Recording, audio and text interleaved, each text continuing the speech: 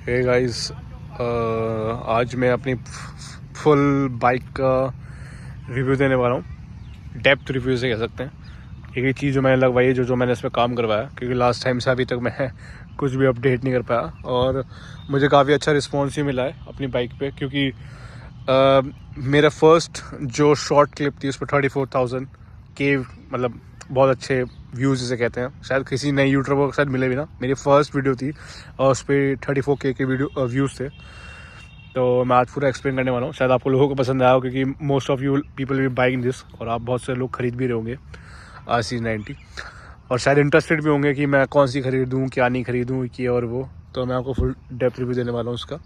और आज हम थोड़ी सुनसान वाली लोकेशन पर आए, क्योंकि मैं आराम से दे पाऊँ रिव्यू, नहीं तो थोड़ा मैसअप होता है तो वहाँ पे कुछ ना कुछ नॉइज़ का रहता है।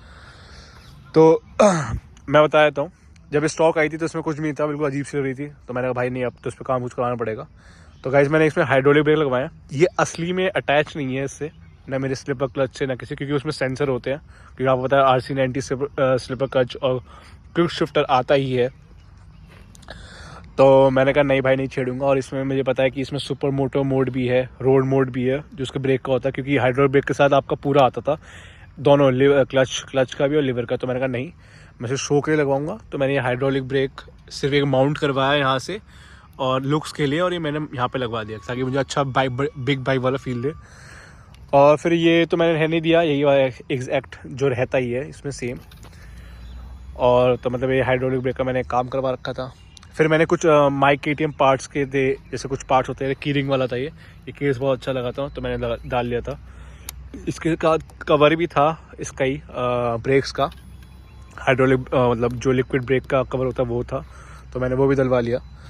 और गाइज मैंने इसका एक इंजन केस कवर कह लो, आप कुछ भी कह लो, तो ये भी था KTM माई पावर राइड में जो होता है, पावर पार्ट्स में जो होता है, वो मैंने लगवा लिया था इसमें। और सिमिलरली भाई मैंने यहाँ पे भी लगवा लिया था एक नीचे वाले केसिंग का भी, सेम एज इट इज़। और मैंने एक ये भी लगवाया था जो रियर टायर स्लाइडर गार्ड होता है, ये भी लगवाया था। फ्रंट्स के जो थे वो अभी अवेलेबल नहीं हुए, वो मुझे अगर मिलेंगे तो मैं लगवा लूँगा, पर वो अभी अवेलेबल है नहीं। तो ये करवाया था मैंने। फिर मैंने एक प्रोटेक्शन के लिए एक और चीज़ भाई, बहुत नेसेसरी है भाई, बाइक है, तुम काम करवा रहे हो, उसमें अगर कुछ हो जाए तुम तो बचो, मतलब आदमी तो है ही जो है डेंजर में जाएगा, पर अपनी बाइक की सेफ्टी सही के लिए, ताकि तुम्हारी बाइक ज़्यादा ख़राब ना हो, मैंने क्रैश गार्ड भी लगवाए थे दोनों। ये थोड़े महंगे थे, थोड़े ज़्यादा वाइड वाले, आप देख रहे होंगे कितने वाइड हैं, दिख रहा होगा इस एंगल से कि मतलब बाइक टिकी गिरेगी दोनों साइड, तो हाँ वो बचा लेगी मतलब फ्रेम को काफ़ी हद तक। अब पता नहीं वो निकल के भग जाए, बात अलग है, कोई चीज़ की गारंटी तो नहीं होती। पर यहाँ पे बोल्ट का सेम है और ये ऐसे लगा हुआ है इस पर। तो मुझे महंगे पड़े थे ये, थोड़े जो नॉर्मल वाले होते हैं उससे ज़्यादा वाइड है, मैंने कहा था थोड़ा एक्स्ट्रा वाले लगवा दो। तो ये मुझे लगभग 2000 कुछ के आसपास पड़े थे, और मैंने करोल बाग से काम करवाया था सारा। ऑल ओवर जितना भी बाइक पे दिखेगा आप काम, सब करोल बाग से हुआ हुआ है दिल्ली में जाके। मैं मेरठ में रहता हूँ भाई, तो मेरे लिए आसान पड़ता है। मैं अपना बाइक भगाते एक दिन पहुँच गया ऐसी, अपना खींच 160-170, तो वो पूरा हाईवे है, तो मज़ा आया था, तो मैं काम करवा लिया था। तो ये करवाया था। फिर मैं लिवर गार्ड भी लगवाए, जितने आप लोग देख पा रहे हो सिल्वर कलर के हैं। मुझे वैसे थोड़े फैंसी वाले नहीं चाहिए थे, क्योंकि मुझे चमकने वाले, मुझे बाइक बड़ी सोबर रखने की आदत है, तो मैंने ये लगवा ली थे सिल्वर कलर के। डिसेंट है, ब्लैक कलर के है, मैच कर रहे हैं, ज़्यादा ओवर हाईलाइटेड नहीं है कि दिख जाए दूर से आदमी को। तो ये था। फिर मुझे एक ये था बहुत, मतलब जिसे कहते हैं ना, पूरी मुझे लगता है कि मुझे अपनी पूरी बाइक जो है यूरोपियन लुक जो होती है ना वैसी करनी है। तो फिर मैंने ये एक टेल टाइडी का था कि मुझे ये करवाना है काम, क्योंकि जो पीछे वाला लॉन्ग वाला टेल टाइडी होता है मुझे अच्छा नहीं लगता, बिल्कुल भी बेकार, बिल्कुल ऐसा बिल्कुल नहीं बिग नो जिसे कहते हैं। तो मैंने वो हटवा दिया। फिर उसके बाद मैंने क्या करा, एक में देखो सारी गार्ड आता है भाई, वो भी नहीं, कोई मतलब नहीं भाई। यूरोपियन बाइक्स में कुछ ही बकचोदी नहीं होती जो हमारे इंडिया में होती कि सारी गार्ड ये वो। भाई तुम टायर की भी लुक ख़राब करो, तुम फैट टायर तुम्हें बाइक KTM वाले दे रहे हैं, और तुम उसकी लुक की बाइक क्यों मावैन करनी है। सिंपल है अपना, मैंने हटवा दिया सबसे पहले, फर्स्ट डे वो ही था, मैंने शोरूम में उतरवा दिया था। मैंने कहा नहीं भाई, वो मैं साथ अपनी बाइक की बेइज्जती से कैसा नहीं दे सकता, मैंने कहा हटवाओ इसे। तो वो भी मैंने हटवा दिया था। और फिर ये 3-4 मेजर काम करवाने के बाद फिर मैंने, हाँ फिर उसके बाद जो मैंने मेजर काम था कि मुझे थोड़ी बाइक की, जो आपको पता होगा BSC जो स्टार्टिंग में आई थी, जब मैंने 2015 में राइड की थी, यही 390 फर्स्ट जन, तो उसकी मुझे थोड़ी, जो कुछ लोग कहते हैं ऑटो वाली बात जो भी कहते हैं, मुझे वो अच्छी लगती थी। क्योंकि वो बेसी साउंड थी थोड़ी, जैसी भी थी पर बेसी थी और बाइक से अलग थी। मुझे BS6 में पता है, आपको पता है आजकल नॉर्म्स की वजह से सब इन्होंने बंद कर दिया, हर जगह वो नीचे कैटलिक कन्वर्टर फ्लांट निकाला ने क्या क्या लगा दिया है, पता नहीं क्यों करते हैं। ठीक है भाई, इमिशन का तुम स्पोर्ट्स बाइक क्यों ले रहे हो, फिर थोड़ी बहुत तो फील आनी चाहिए ना। तो मैंने ये सब सेंसर्स का इसका ध्यान रखा ताकि इस इंजन में कोई इफेक्ट ना आए। तो मैंने कैटलिक कन्वर्टर के आगे जो बैंड पाइप है वहाँ से मतलब स्क्रू निकलवा के और वहीं से सेम एग्जॉस्ट, ये ये ओरिजिनल तो नहीं है पर ये एक्रापोविक का फर्स्ट कॉपी है, पर मतलब ये मतलब बैंड पाइप मिला के मुझे अराउंड 12,000 का पड़ा था। और ये 2 ट्विन एग्जॉस्ट का है, लुक अच्छा रहा था।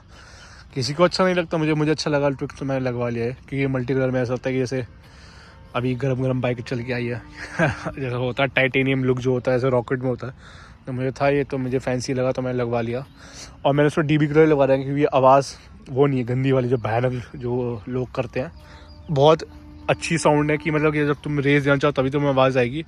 तुम किसी गली से निकलो तो किसी को परेशानी भी नहीं होगी, ना पुलिस वालों को ना किसी को, बट जब तुम्हें भगाओगे तो तुम्हें फुल साउंड आएगी मज़े वाली। और मैं ये दिखा भी देता हूँ, आवाज़ सुनवा भी देता हूँ बाइक की।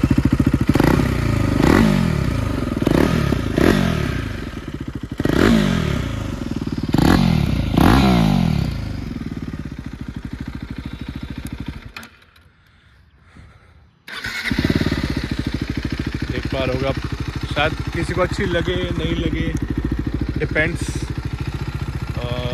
किसी को अच्छी लग भी सकती है, नहीं भी अच्छी लग सकती। तो ये था। और एक मेन चीज़, जैसे कुछ लोगों को स्टार्टिंग में ऐसे कहते हैं ना कि कुछ लोगों को पहले इसमें एक बाइक में लोगों को कमी थी कि इसका फेस जो है थोड़ा अगली कह लो, कुछ भी कह लो, मुझे नहीं पता। मुझे भी स्टार्टिंग में फेस थोड़ा लगा था, पर मुझे जो मेन चाहिए थी इसकी रॉ पावर चाहिए थी 390 की, कि मुझे चलानी है, तो मैंने फेस को इग्नोर करते हुए बाइक ली।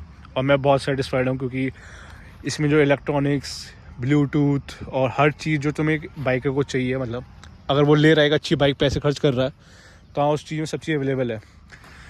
और कोई इस सेगमेंट में कोई बाइक से छू नहीं सकती, ये बात तो फॉर अ फैक्ट है कि कोई भी, चाहे आप BMW RR ले लो, उनका पिकअप विकअप, निंजा 300 ले लो, कोई नो मैच है जो उसका एक्सप्रेशन का है। मेरे बड़े भाई है रमन भाई, उसके पास भी सेम BS3 वर्जन का है, तो उन्होंने भी ये राइड की थी, तो उन्हें भी कोई इसके पावर में कोई कमी उन्हें नहीं लगी। उनके पास भी 2015 की BS3 है, तो उनमें भी कोई कमी नहीं लगी इस बाइक के कंपेयर में।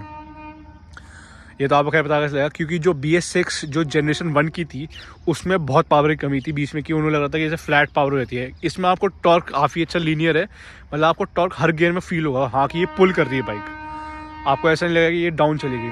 और ये मेरे 174 आराम से टच करती है बहुत प्यार से, मतलब आपको ऐसा कभी नहीं लगेगा कि आपने कभी वो नहीं हुई। अभी ये रेलवे कट वो आ रहा है तो मैं बंद हो जाता हूँ, चुप।